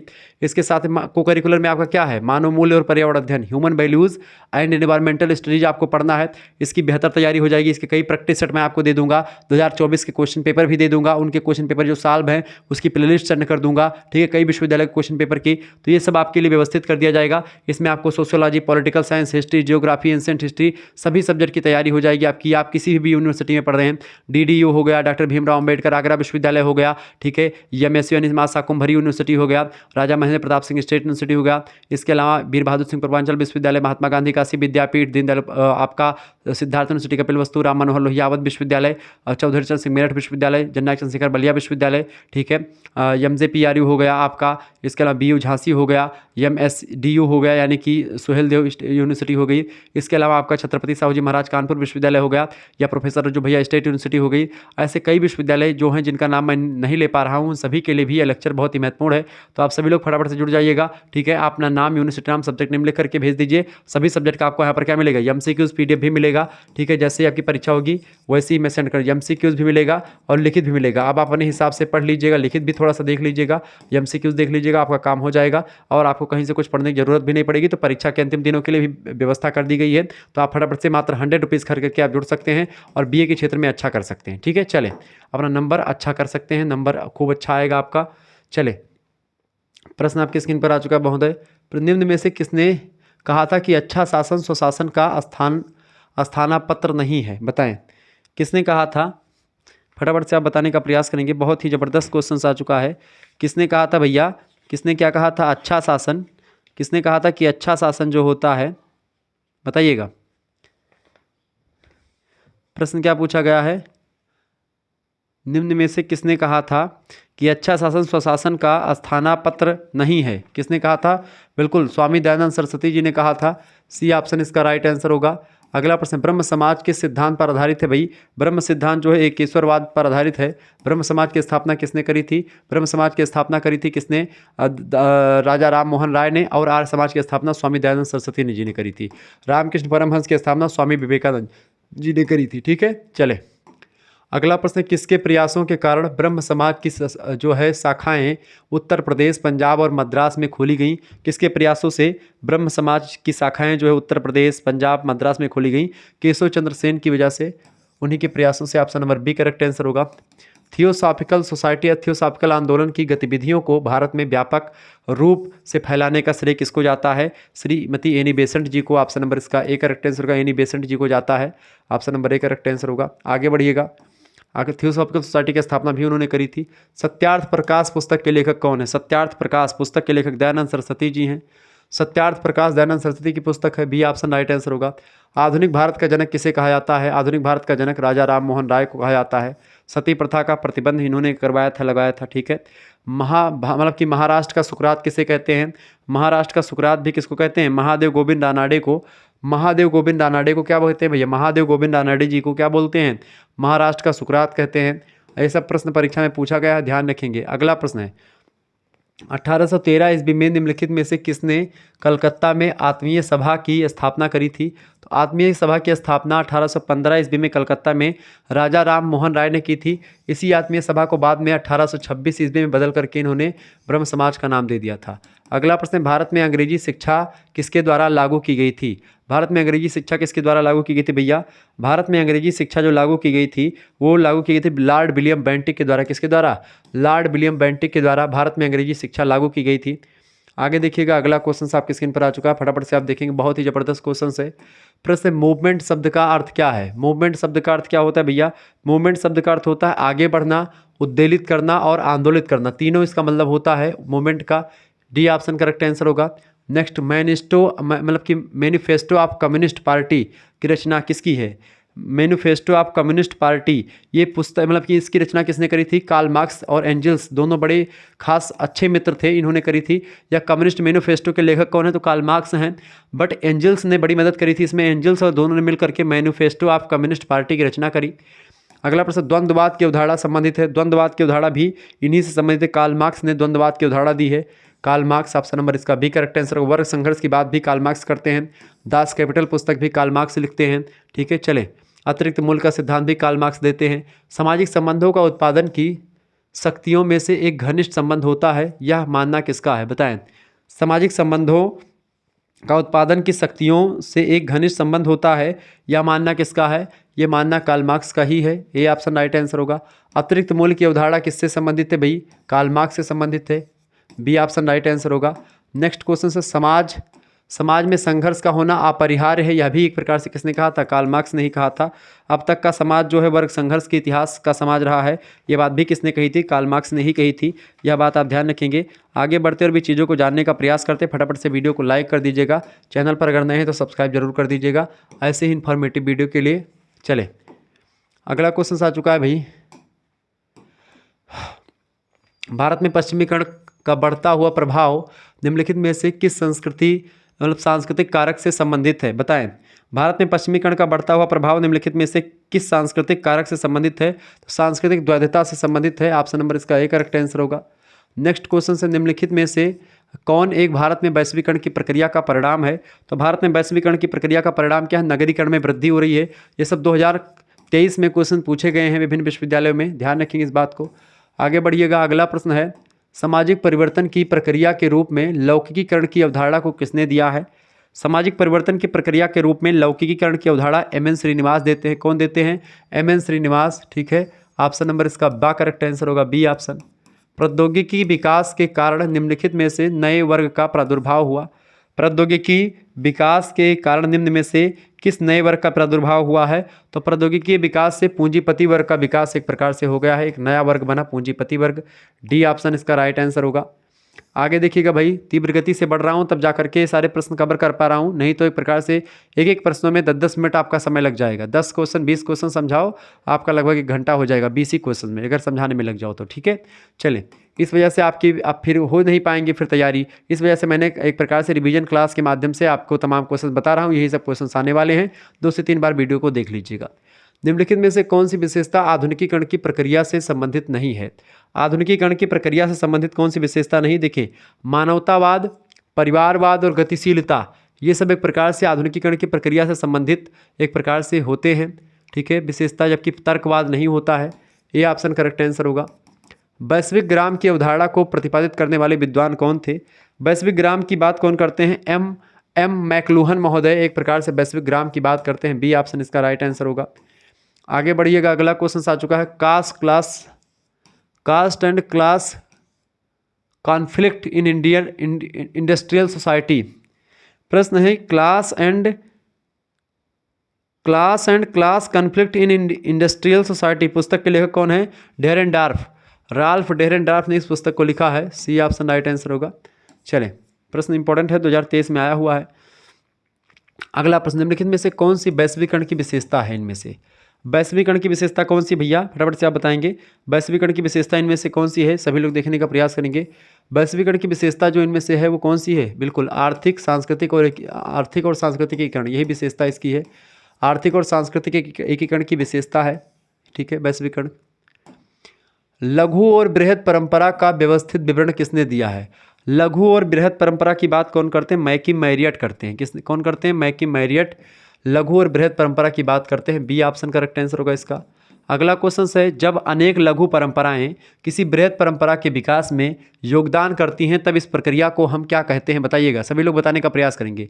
प्रश्न है कि जब अनेक लघु परंपराएं, छोटी छोटी परंपराएं एक बृहद परंपरा का निर्माण करती हैं तो इस प्रकार की परंपरा को हम क्या कहते हैं, तो इस प्रकार की परंपरा को हम लोग भैया संस्कृतिकरण कहते हैं। क्या बोलते हैं, एक मिनट, क्या प्रश्न पूछा गया है, प्रश्न पूछा गया कि जब अनेक लघु परंपराएं जो होती हैं वह एक प्रकार से बृहद परंपरा के विकास में योगदान करती हैं तब इस प्रक्रिया को हम सार्वभौमिकीकरण कहते हैं। क्या बोलते हैं, सार्वभौमिकीकरण कहते हैं। सी ऑप्शन इसका राइट आंसर हो जाएगा। जिन बच्चों ने सी लगाया उनका राइट आंसर हो जाएगा, सी ऑप्शन इसका राइट आंसर। सार्वभौमिकीकरण बोलते हैं, ठीक है, ये बात है, यूनिवर्सलाइजेशन बोलते हैं इसको, ठीक है। चले, आगे बढ़ते हुए भी चीज़ों को जानने का प्रयास करते हैं, फटाफट से एक बार वीडियो को शेयर कर दीजिएगा। अच्छा, एक पुस्तक आपकी है मॉडर्नाइजेशन ऑफ इंडियन ट्रेडिशन, किसने लिखी है, योगेंद्र सिंह ने लिखी है। Social change in modern India पुस्तक एम.एन. श्रीनिवास ने लिखी है। ये चीज़ें ध्यान रखिएगा, the function of social conflict पुस्तक के लेखक कोजर महोदय। द स्टडी ऑफ मैन पुस्तक लिंटन महोदय ने लिखी है। नगर एक जीवन है किसने कहा? नगर एक जीवन दर्शन, नगरवाद एक जीवन दर्शन है, लुई वर्थ ने कहा था। सोसाइटी पुस्तक के लेखक मैकाइवर हैं, ठीक है। ऐसे सोसाइटी पुस्तक वैसे कई लोगों ने लिखी है, ठीक है। चलें आगे बढ़ते हैं और भी चीज़ों को जानने का प्रयास करते हैं। सभी लोग देखिएगा भाई, प्रश्न आपकी स्क्रीन पर आ चुका है। सामाजिक परिवर्तन जो होता है, सामाजिक परिवर्तन का अंतर्निहित सिद्धांत किसने प्रतिपादित किया? सामाजिक परिवर्तन का अंतर्निहित सिद्धांत जो प्रतिपादित किया भैया किसने किया है? फटाफट से आप बताइएगा। सामाजिक परिवर्तन का अंतर्निहित सिद्धांत जो है पीटरिम सोरोकिन ने किया है, प्रतिपादित। ऑप्शन नंबर इसका डी करेक्ट आंसर होगा। आगे देखेंगे अगला प्रश्न, किसके अनुसार ऋतुओं के समान संस्कृतियों में भी परिवर्तन होता है? तो ऋतुओं के अनुसार जिस तरीके से ऋतुएं बदलती हैं और फिर उसी वहीं पर आ जाती हैं तो स्पेंगलर कहते हैं। जैसे मौसम बदलता है, ऋतुएं बदलती हैं, ग्रीष्म ऋतु, वर्षा ऋतु, ये सब आती है, ऐसे ऐसे एक प्रकार से इसमें भी परिवर्तन होता रहता है। यह बात आप ध्यान रखेंगे, ठीक है। आगे बढ़ते हैं, अगला क्वेश्चन आपकी स्क्रीन पर आ चुका है, सभी लोग देखिएगा। प्रश्न है, किसने कहा कि जब समाज की संस्थाएं सांस्कृतिक उत्कर्ष पर हों तो समाज संगठित रहता है? जब समाज की संस्थाएं सांस्कृतिक उत्कर्ष पर होती हैं तो समाज संगठित रहता है, ऐसा किसने कहा था? चैपिन नाम के विद्वान ने कहा था। ऑप्शन नंबर इसका ए करेक्ट आंसर होगा। नेक्स्ट प्रश्न, किसने अपने सिद्धांत को अभिजात वर्ग का परिभ्रमण कहा? अभिजात वर्ग का परिभ्रमण पैरेटो, बिल पैरेटो ने अपने सिद्धांत को क्या कहा है? अभिजात वर्ग का परिभ्रमण कहा है। अगला क्वेश्चन आपकी स्क्रीन पर आ चुका है, फटाफट से आप देखने का प्रयास करेंगे। बहुत ही जबरदस्त प्रश्न है। किसने कहा कि परिवर्तन का चक्र वैचारिक, राजनीतिक व आर्थिक तीनों क्षेत्रों में चलता रहता है? तो परिवर्तन का जो चक्र होता है ये वैचारिक, राजनीतिक और आर्थिक तीनों क्षेत्रों में चलता है। बिल पैरेटो का ही ये मानना था। ऑप्शन नंबर इसका बा करेक्ट आंसर होगा। अगला प्रश्न, सामाजिक परिवर्तन के रेखीय सिद्धांत हैं, एक दिशा में होते हैं? बिल्कुल एक दिशा में होते हैं। सामाजिक परिवर्तन के जो रेखीय सिद्धांत होते हैं वह एक दिशा में ही होते हैं। आगे देखिएगा, अगला क्वेश्चन आपके स्क्रीन पर आ चुका है। चले भाई फटाफट से आप देखने का प्रयास करेंगे। कार्ल मार्क्स और मार्क्स वेबेलिन के किस कारक को विशेष महत्व दिया जाता है? किस कार्य को? तो मार्क्स और वेबेलिन के प्रौद्योगिकीय कारकों को एक प्रकार से बड़ा महत्व दिया जाता है। ऑप्शन नंबर इसका ए करेक्ट आंसर होगा। नेक्स्ट क्वेश्चन है, कार्ल मार्क्स ने परिवर्तन की दिशा स्वीकार की है। कार्ल मार्क्स जो है परिवर्तन की दिशा एक रेखीय स्वीकार करते हैं, वह एक प्रकार से रैखिक परिवर्तन की बात करते हैं कार्ल मार्क्स। अगला क्वेश्चन आपकी स्क्रीन पर आ चुका है, सभी लोग देखने का प्रयास। स्पेंगलर महोदय और स्पेंसर दोनों में अंतर ध्यान है। स्पेंगलर महोदय चक्रीय सिद्धांत की बात करते हैं और स्पेंसर महोदय रेखीय सिद्धांत की बात करते हैं। अगस्त, काम्टे, कार्ल मार्क्स ये सब रेखीय सिद्धांत की बात करते हैं। अगला प्रश्न आपकी स्क्रीन पर, किस अवस्था में मनुष्य पारलौकिक शक्तियों में विश्वास करता है? किस अवस्था में बताएं? तो धार्मिक अवस्था में जब व्यक्ति होता है, धार्मिक व्यक्ति जो होता है वो पारलौकिक शक्तियों में कि भगवान होते हैं, भूत होते हैं, इन सभी विश्वास करता है। जो व्यक्ति एक प्रकार से वो पारलौकिक शक्तियों में विश्वास कौन करता है? जो धार्मिक अवस्था का व्यक्ति होता है। किस अवस्था में एकेश्वरवाद में विश्वास व्यक्ति करते हैं? एकेश्वरवाद जो होता है, एकेश्वरवाद भी एक प्रकार से आध्यात्मिक अवस्था होती है। आध्यात्मिक अवस्था में व्यक्ति एक प्रकार से एकेश्वरवाद, भगवान मतलब कि एक कोई ना कोई ऐसी सत्ता है जो हमको चला रही है ऐसा मानते हैं, ठीक है। सारे भगवान अलग अलग नहीं, सब एक ही हैं, उन्हीं हमको एक प्रकार से मैनेज कर रहे हैं। सामाजिक प्रगति की अवस्था है, बताएं सामाजिक प्रगति की अवस्था इनमें से कौन सी भैया? धार्मिक सामाजिक प्रगति वैज्ञानिक अवस्था होती है, सोशल प्रोग्रेस जो होती है वैज्ञानिक अवस्था होती है। ये ऑप्शन करेक्ट आंसर होगा। उतार चढ़ाव शब्द का प्रयोग किसने किया था? उतार चढ़ाव शब्द का प्रयोग किया था पीटरिम सोरोकिन ने। उतार चढ़ाव कैसे, परिवर्तन कैसे होता है? कभी जनसंख्या घटती, कभी बढ़ती, कभी घटती कभी बढ़ती, ये परिवर्तन की दिशा। यानी कभी जनसंख्या बढ़ जाती, कभी किसी कालखंड में किसी में घट जाती है, फिर कभी बढ़ जाती है, फिर कभी घट जाती है, ठीक है। चले तो ये पीटरिम सोरोकिन बताते हैं, तरंगीय परिवर्तन कह सकते हैं आप इसको। अगला प्रश्न, किसे भौतिक संस्कृति कहा जाता है? भौतिक संस्कृति जो होती किसको कहते हैं भाई? भौतिक संस्कृति जो होती है, चेतनात्मक संस्कृति जो होती है भौतिक संस्कृति कही जाती है। ए ऑप्शन करेक्ट आंसर होगा। किस संस्कृति का उद्देश्य इंद्रिय सुख की प्राप्ति करना होता है? इंद्रिय सुख की प्राप्ति जो होता है, जो भावात्मक संस्कृति होती है, इंद्रिय सुख की प्राप्ति करवाती है। बी ऑप्शन राइट आंसर हो जाएगा। आगे बढ़िएगा, अगला क्वेश्चन आपकी स्क्रीन पर आ चुका महोदय, फटाफट से आप देखने का प्रयास करेंगे। वीडियो को शेयर भी करते रहिएगा। ऐसे ही इन्फॉर्मेटिव वीडियो के लिए शुक्ला स्टडी पॉइंट को आप सब्सक्राइब करें और चैनल को लाइक जरूर करते रहें, ठीक है। और हमारा दूसरा चैनल है को करिकुलर मास्टर, उसको भी आप लोग सब्सक्राइब कर लीजिएगा। को करिकुलर मास्टर चैनल को सब्सक्राइब कर लीजिएगा। आप हमको इंस्टाग्राम पर भी फॉलो कर सकते हैं। अच्छा, प्रिमिटिव कल्चर पुस्तक किसने लिखी है? एडवर्ड टाइलर ने लिखी है, यह बात आप ध्यान रखेंगे। क्लियर? चले प्रश्न आपकी स्क्रीन पर क्या आ चुका भैया? हर्बर्ट स्पेंसर के अनुसार समाज का उद्विकास किस दिशा में हुआ है? बताएं, समाज का उद्विकास जो हुआ है वो किस दिशा में हुआ है? सैनिक से औद्योगिक दिशा में हुआ। कौन से? सैनिक से औद्योगिक दिशा में हुआ। हर्बर्ट स्पेंसर ऐसा बताते हैं। आगे देखेंगे, वह प्रक्रिया जिसके द्वारा एक जैविकी प्राणी सामाजिक प्राणी बनता है, तो वो प्रक्रिया कौन सी होती है? सामाजिक विकास या सामाजिक परिवर्तन या सामाजिक प्रगति या उपरोक्त में से कोई नहीं। तो यहाँ पर क्या होगा? जैविक प्राणी सामाजिक प्राणी व्यक्ति बनता है सामाजिकरण की प्रक्रिया के द्वारा, उपरोक्त में से किसी प्रक्रिया के द्वारा नहीं बनता है। सामाजिकरण की प्रक्रिया होती जो ऑप्शन में नहीं है, इस वजह से उपरोक्त जो है में से कोई नहीं लग जाएगा। अगला प्रश्न, निम्नलिखित में से कौन सा युग्म सही नहीं है इनमें से? देखें, सामाजिक विकास की बात हर्बर्ट स्पेंसर करते हैं, बिल्कुल बात है। अभिजात वर्ग का परिभ्रमण का सिद्धांत विल्फ्रेडो पेरेटो, बिल्कुल सही बात है। जनसंख्यात्मक कारक माल्थस देते, बिल्कुल बात है। विलासी वर्ग की बात पार्सस नहीं करते हैं, तो ऑप्शन नंबर इसका यही डी वाला गलत हो जाएगा। यानी विलासी वर्ग की बात कौन नहीं करता? ये नहीं करते हैं, विलासी वर्ग पार्सस नहीं करते, तो यही वाला गलत है, बाकी तीनों सही हैं। ठीक है, आगे देखेंगे। अगला क्वेश्चन आ चुका है, मानव शरीर का बढ़ना उदाहरण है। मानव शरीर का बढ़ना क्या होता है? क्रांति, उद्विकास या फिर एक प्रकार से प्रगति है। तो मानव शरीर अगर बढ़ रहा है वो उद्विकास हो रहा है। ठीक है, डी ऑप्शन राइट आंसर होगा। किसका कथन है कि किसी भी दिशा में ऐसा विकास अथवा उद्विकास प्रगति कहलाता है जो मूल्य की तार्किक कसौटी पर खरा उतरता है? तो किसी भी दिशा में ऐसा विकास अथवा उद्विकास प्रगति कहलाएगा जो मूल्य की तार्किक कसौटी पर खरा उतरता हो। वो गिन्सबर्ग महोदय एक प्रकार से कहते हैं प्रगति की परिभाषा को देते हुए। ऑप्शन नंबर इसका ए राइट आंसर होगा। आगे बढ़िएगा, अगला क्वेश्चन आ चुका, सोशल चेंज पुस्तक के लेखक कौन है? सोशल चेंज पुस्तक किसने लिखी है बाबू? पिट्रिम सोरोकिन ने लिखी सोशल चेंज पुस्तक। कई बार परीक्षा में प्रश्न पूछा गया है, ध्यान रखें। अगला प्रश्न, उद्विकास के अधोलिखित चरणों को पढ़िए। उद्विकास के अधोलिखित चरणों को पढ़िए। इनमें से देखें, एक विवाह, बहुविवाह बहुपद विवाह, बहुपत्नी विवाह, यौन उन्मुक्तता। अभी एक प्रकार से इसका सही क्रम उद्विकासवादियों के अनुसार इनके उद्विकास का सही क्रम यानी पहले क्या रहा होगा फिर उसके बाद में क्या आया होगा। देखिए, सबसे पहली बात तो यौन उन्मुक्तता थी। पहले एक प्रकार से यौन उन्मुक्तता थी, तो पहले नंबर पर ये लगेगा यौन उन्मुक्तता। फिर दूसरे नंबर पर आपका बहुपद विवाह हुआ होगा, जिसका मन हो जिससे एक प्रकार शादी करता था, फिर ये हुआ होगा। फिर इसके बाद में क्या हुआ? बहुपत्नी विवाह शुरू हुआ। ठीक है, सेकंड नंबर पर। और फर्स्ट फिर आपका चले जाएगा, मतलब कि थर्ड नंबर पर यहाँ पर रखेंगे। और फर्स्ट नंबर पर आपका क्या रखेंगे? मतलब कि फोर्थ नंबर पर एक विवाह। फिर आजकल एक विवाह होने लगा है। ठीक है, तो पहले कौन कैसा विवाह होता था? लोग एक प्रकार से यौन उन्मुक्तता यानी सेक्स वैसे जिससे मर्जी होता था करते थे, कोई उसमें रोक टोक नहीं था। ठीक है, फिर उसके बाद में क्या हुआ? बहुपद विवाह शुरू हुआ, एक पत्नियों के कई पति होते थे। ठीक है, फिर इसके बाद में ये प्रथा धीरे धीरे बदलती हुई बहुपत्नी विवाह पे पहुंची, यानी फिर बहुपत्नियां होने लगी, एक पुरुष के कई पत्नियां रखने लगे एक पुरुष। ठीक है, फिर धीरे धीरे करके क्या हुआ? ये भी सिस्टम खत्म हो गया। अब एक विवाह ही एक प्रकार से विवाह का सर्वोत्तम स्वरूप है, ऐसा किसने कहा? वेस्टरमार्क ने कहा।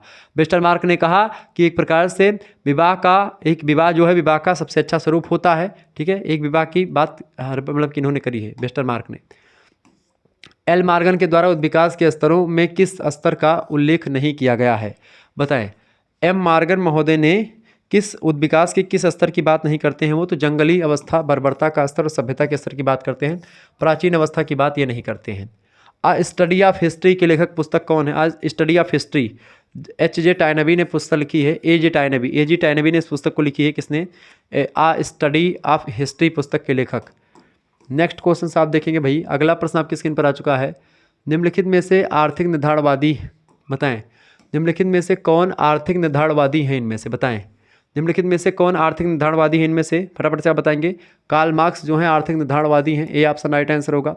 अगला प्रश्न, निम्न में से कौन सामाजिक परिवर्तन का प्रौद्योगिकी कारक नहीं है?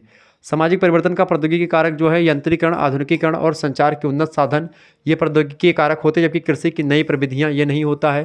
ठीक है, तो सामाजिक परिवर्तन का प्रौद्योगिकी कारक में संचार के उन्नत साधन, आधुनिकीकरण और यंत्रीकरण ये तीनों शामिल हैं, जबकि बी नहीं शामिल है, तो करेक्ट आंसर हो जाएगा बी ऑप्शन।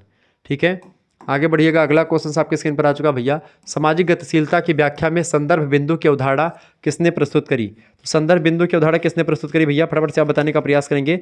बिल्कुल, ग्लास नाम के एक विद्वान है, ग्लास, उन्होंने प्रस्तुत करी है। ठीक है, ये बात ध्यान रखें, ग्लास।